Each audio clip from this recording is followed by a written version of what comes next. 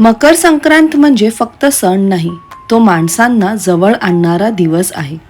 तिळगुळ घ्या, गोड गोड बोला हे आपण सगळे म्हणतो, पण कधी कधी ते जगायचं राहून जातं.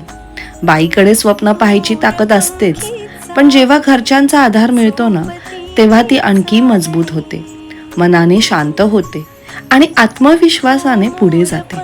जसं तीळ आणि गुळ वेगळे असताना साधे वाटतात, पण एकत्र आल्यावर गोड होतात, तसंच बाई आणि तिचं कुटुंब, समज आणि साथ मिळाली की सगळं सोपं वाटू लागतं.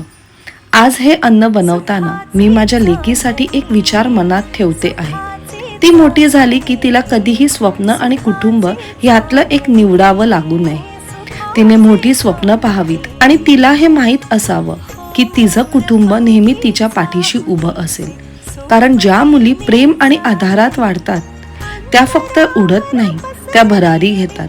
या मकर संक्रांतीला फक्त पतंग नाही, आपल्या मुलींनाही पंख द्या, तिळगुळ घ्या, गोड बोला आणि एकमेकींची ताकद बना. तुम्हाला सर्वांना मकर संक्रांतीच्या खूप खूप हार्दिक शुभेच्छा.